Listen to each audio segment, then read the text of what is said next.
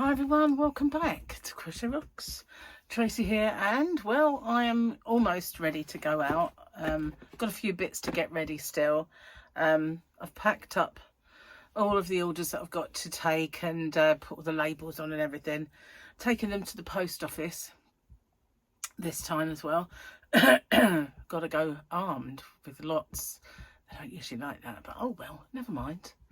So I would have got him to collect them, but I've got an eBay one and you can't collect them anymore. So, and it saves me money. So, and you know, why not?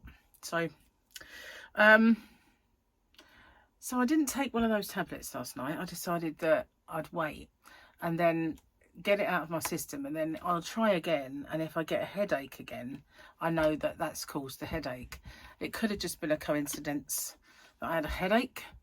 Although I did feel the opposite of the way they're meant to make you feel. They're meant to kind of stop the brain noise, but I seem to have a lot more of it the next morning. So we'll see. Jury's out on those. It might have just been, well, it could have been anything really, but anything causing the headache.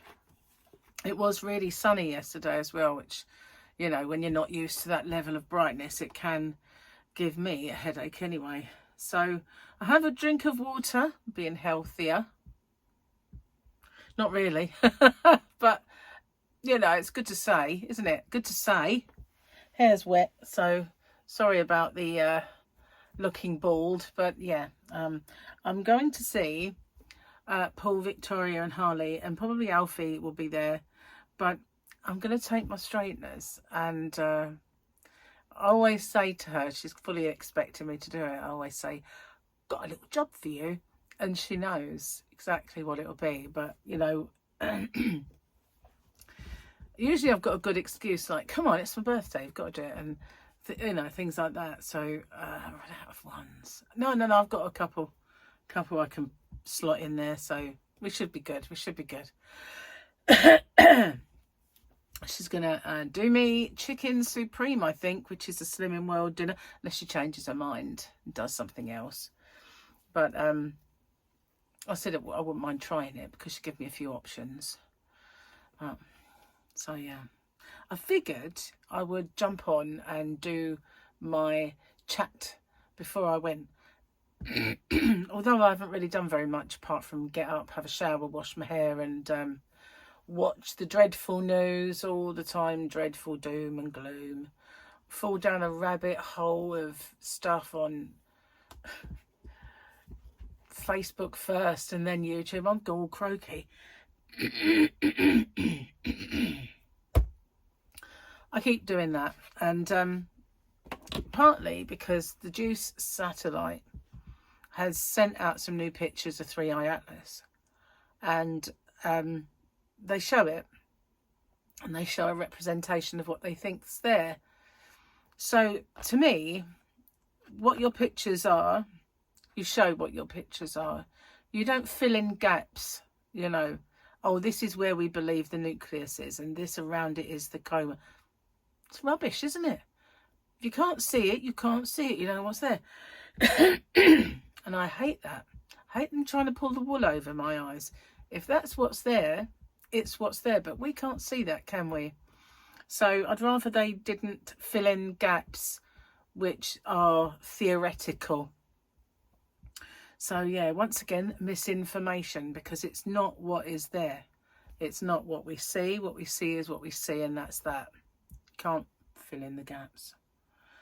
They might have an educated guess, but they're wrong. They might be wrong, you know. They probably are wrong, because everything about that thing in the sky is wrong. It's not behaving in any conventional way of any comet or anything that has ever entered our solar system before, and it's just anomaly after anomaly after anomaly after anomaly. So them filling in the gaps, oh, this is where this is, it's like, yeah, okay, don't show me that, not interested, just show the pictures of what you've got, and that's it.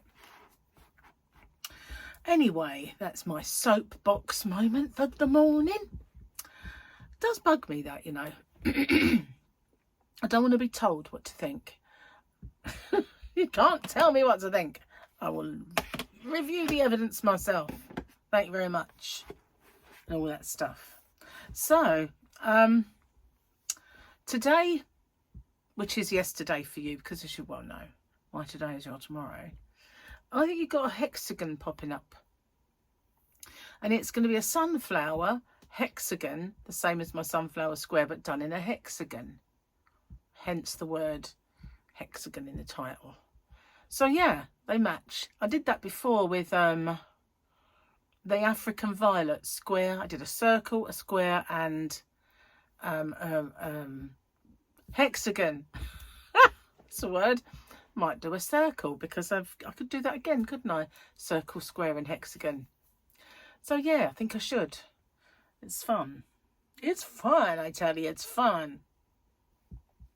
So yeah, I'm going to do that. And also I want to make something with the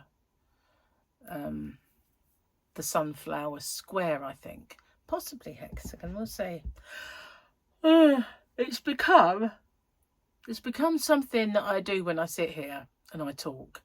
And I think it's because in the deepest, darkest recesses of my cobwebbed brain, my little voice is saying, don't yawn, don't yawn. So consequently, I ignore it. And I yawn. But I'm not tired. Although, I woke up at 5 and I heard Gary in the kitchen. He was trying to be uber quiet, but you know when you're awake and you can hear a pin drop because it's so quiet in the house. And I basically heard him leaving. So then I thought, no, I'm going to get back to sleep, for goodness sake. But because I woke up, I kept thinking, I need the loo, I need the loo. Oh my God, I'm not going to sleep now. So I went to the loo and the light was still on outside, so it only just pulled away. And so I went back to bed, and I did get to sleep for another couple of hours. So I had a good night's sleep, although broken, you know. And I hate that. When I wake up after that, I always think, why can't you just sleep like you did when you were young, you know, like blissful 8 hours uninterrupted sleep? It's too much to ask, is it? I don't think it is. I'm in a right whingy mood today. But what's it all about? Why? Why can't we do that?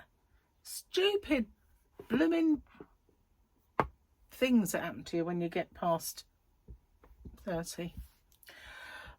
What? What? Don't believe me, I don't care. So, yeah, I do go off in tangents, Karen. I do. I have, my brain works in tangents. It does. It does. It always has. I sometimes forget what I'm talking about because I've gone off in tangents. Sometimes I remember and pull it back, and other times it's just gone, man. It's just gone. But that's the way my brain is. It's overloaded with impulses rather than being, you know, silent, which would be a boring video if I was silent, but you know what I mean. My brain isn't silent. It just, at the speed of freaking light, it just thinks of something else it wants to pop in, and I don't understand. But I can't sort of say, right, I'll shelve that for a minute and I'll come to that in a second, because I'll forget it.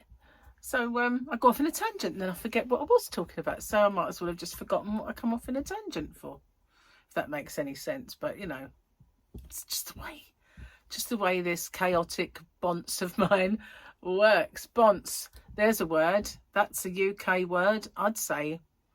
I don't know if it's just an English word or if regions around the country and other countries like Scotland, and they probably use it now, but whether bonce was originally just a London word, I think it was. I don't know where it come from, bonce, but it means your head. Like, I had to point at it like you didn't know what a head was.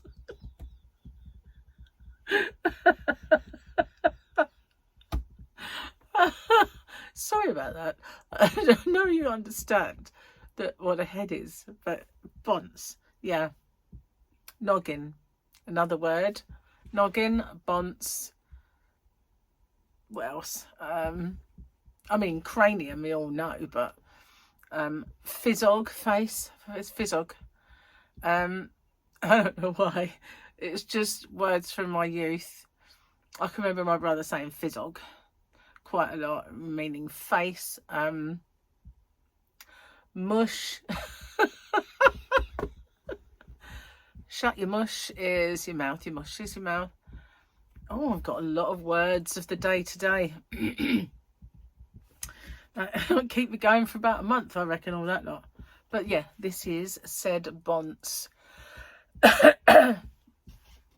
I had a friend called Susan who used to call it her throb in de bonk because she always had a headache. So she had a throb in de bonk, but she called it a bonk, but it was a bonce. You know, I digress really. Susan was a funny girl. I met her, she lived in a caravan, her and her family, and they were an unfortunate family, you know, had nothing, well, very little. And so consequently living in a caravan with a big, large family, she had an unfortunate odour. And she hated that. She just wanted a bath, you know. She used to come around my house for a bath. And we were good mates. And one day, police turned up. And they said, you know, do you know where Susan is? And I said, no. They said, well, she told her mum she was coming round here. And she didn't come. So no. Do you have any idea where she might have gone? Because they didn't think that anything had untoward happened to her at this stage. They just thought she'd legged it, like run away. Legged it? No. So I said, there is one place that I think she might have gone. And she'd been babysitting for this woman, and they've got very protective of her and scathing of her family. And I think they might have kind of lured her to live with them. And so they turned up at this house that she used to babysit at, and she was there. But I felt bad that I'd kind of given her up because all she wanted was a better life. But, you know, her parents were worried sick. And I just kept thinking, you know, how my parents would be if I ran away. And I would never have run away anyway because I had a good life. But, yeah, so our relationship after that was tad strained. Because not because I'd given her up, but because she was never really allowed out very much after that. But she didn't have a very nice stepdad. And he, all of the other kids took on his name and she refused. Because his name was Stit. And she said, her name was Carson. And she was, I'm staying Carson. I'm not being a Stit for anyone. And so, you know, she really didn't like where she was living, and she wasn't happy. She never confided in me that anything bad had happened to her there. You know, she might not have confided in me stuff like that, but she hated it with a vengeance. And then they moved, so I never see him again, which is quite sad. But, you know, she should have confided in me, I think. She should have trusted me with information, and I might have been able to do something else for her, really. You know, get my mum and dad involved and, you know, get her to stay with us properly or something. I don't know. Who knows, but it was just weird. I had a couple of weird things happen to me when I was young. Another one, I had this friend called Julia. And she was fun, man. She really was fun. And I thought I'd finally found a little friendship group that were kind of as wild as me, you know, in their brain. And fun. And all of a sudden one day she said, oh, I'm staying at yours at the weekend, but I'm not really. I said, oh, okay. So then obviously she never went home. And so her mum rang the house and said, has Julia left yet? And I had to lie and say, she's only just left. And so I rang Julia. I went, where are you? And she said, I'm in hospital. And I went, oh my God. She said, I had an abortion. And I said, oh my God, Julia, I just told your mum you're on your way home. I said, you're going to have to ring her. And she said, well, I've got to really, because they're keeping me in for observation. I've got temperature. So she had to then ring her mum. And of course, it was all my fault, as far as her mum was concerned, because I was a bad influence and a liar. But it wasn't me who got knocked up or, you know, lied to her. All I did was not know what to say when I was put on the spot and said she'd only just left because I didn't want to get her into trouble. So because of that crime, I was never seen again and never welcome again in the house, and got the blame for her waywardness. It's nothing to do with me. You know, it's just like, I just, it seemed, well, that was the end of my wayward friends. Yeah, that was that. No more crazy friendship group for me. Not that I was, you know, an instigator in any of that stuff. Just innocent bystander, really. Did my best to try and protect her, but at the same time, her lie showed me up as a liar. But never mind. Kids do strange stuff, but of course, it couldn't be Julia's fault, and it had to be mine. Oh well, you know. Mothers are like that, aren't they, sometimes? Let's do a joke. My wife texted me a selfie in a new dress and asked, "Does this make my butt look big?" I texted back, "No." My phone auto-corrected my response to "moo." Please send help. It doesn't work. What's happened to my thing? It's packed up. Oh. It doesn't work anymore. Stop. Oh, that one's annoying. Stop it. My laugh doesn't work anymore. Oh no. It's only been over there. Hang on. Have we got this one? No. That whole side doesn't work anymore. Maybe it's just battery up rather than smash it again. Okay, so anyway, it was funny. I liked that. Moo. It's the sort of thing my phone would do that, you know. Right, I won't do the other one because we will run out again. He's only just written them. So, have you got any tales of when you were young and your friends got you into trouble, or your mouth got you into stuck, or you just got in trouble? I was always in some kind of strife with my, you know, my cluttered brain. It was just, no, I tell you what though, I did, a lot of my friends were older than me before I met that lot, you know. A lot of my other friends were older than me because I was very mature for my age, and also looked very mature for my age. So, and I was. So other kids were children to me. So a lot of my friends were older, and I would watch them all make mistakes. I learned by their mistakes, so I never made them myself. You know, like one they'd do something stupid like get pregnant. One would run off. So I watched all these kids make all these errors in life, and I just learnt by them, so I didn't have to do them myself. You know, not to say I didn't get in any kind of sticky spots. The biggest sticky spot I ever got into, let's talk about our sticky spots, right? I was 15 and I met this boy called Lee, and boy was absolutely the best looking guy I'd seen, and I couldn't believe he was interested in me. Anyway, we were out together the night that Elvis Presley died, and he was a massive Elvis Presley fan, him and his friend. So because he died, his friend sort of said to, you know, because me and Lee were canoodling sort of thing, necking, want a better word. So he came and he said, you know, "Oh, Lee, Elvis has died." So at first he didn't really believe him. He thought he was just being weird.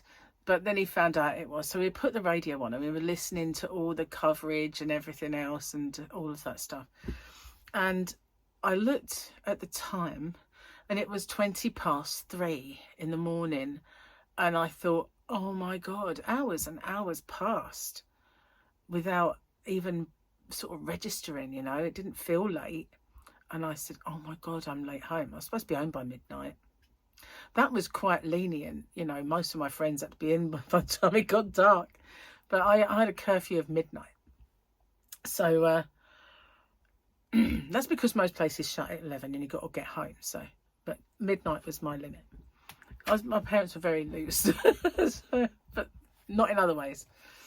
So anyway, Lee walked me home. So as we were walking down the big long road to where I live, police car stopped, opened the window and went, "Is your name Tracy?" And I said, "Yeah." "Your dad's looking for you." I went, "Oh." He said, "We're looking for you." I went, "Oh, the Coast Guard are looking for you." I said, "Oh." He said, "And I think, you know, you should come home with us because, young man, you need to go, because if her father sees you, we might be having another call out. He went, fair enough. So he said goodbye to me, and I got in the police car, and they drove me the very short distance to my house. So I got out the car and I went in, and my mum said, where the hell have you been? And I went, well, you're not going to believe me, but I was talking. And she went, you better get in your bed. Just get into bed. Dad's out looking for you. I'll tell him that you got back just as he went out, because she was very good to me, my mum. I went, all right. All of a sudden the door opened. It was my dad. He went, don't pretend to be asleep. I just saw the police car bring you back. And I went, would you believe me if I just said we were talking? And he said, no, not really. And I went, well, we were. And I explained the whole thing about Elvis Presley dying and Lee being a big fan of his. And, you know, we were listening to the radio about it. And it wasn't until suddenly realised it'd gone 3 o'clock in the morning that it even felt late. And the time just flew. And he was like, well, you're grounded. But that didn't last, you know. They were too lenient with me. And I wrap them around my little finger, basically. But that was the hottest water I thought I'd found myself in.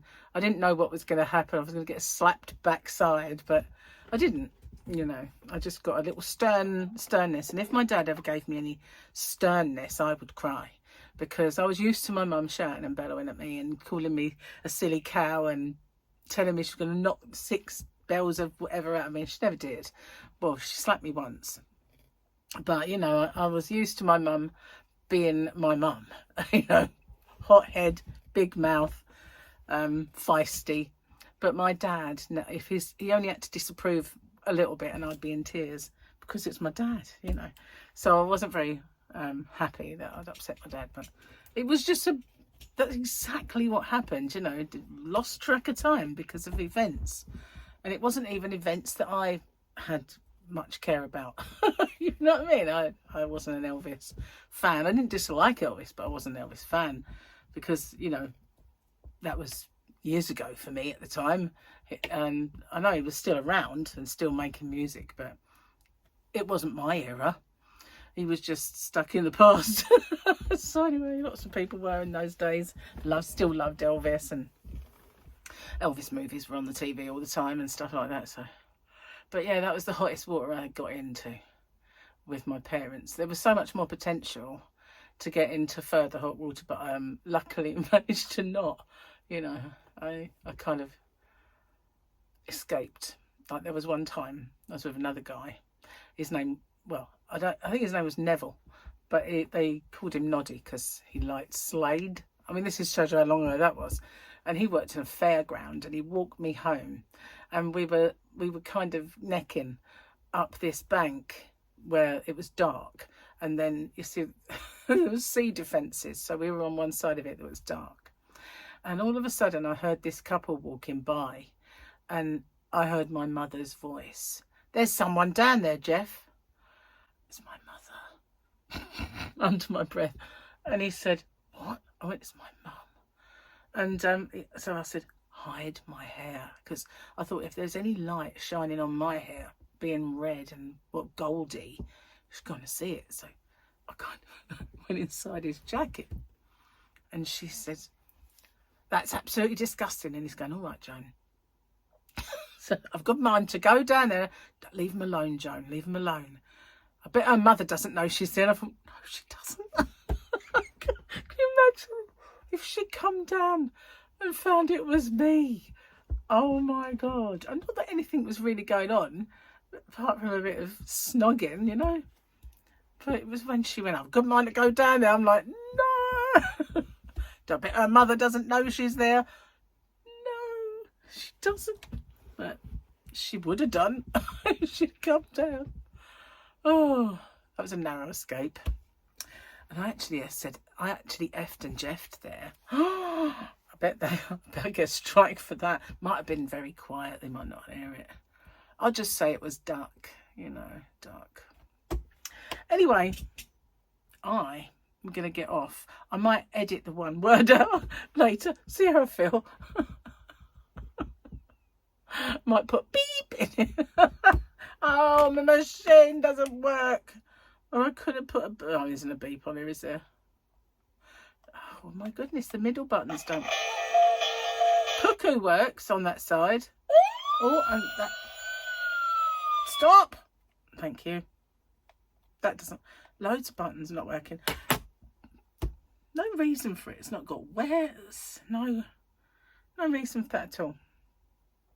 Anyway, I'm going to get off, upload this, and well, get ready to go out. Thanks for watching. I'll see you on the next one. Take care. Bye bye for now.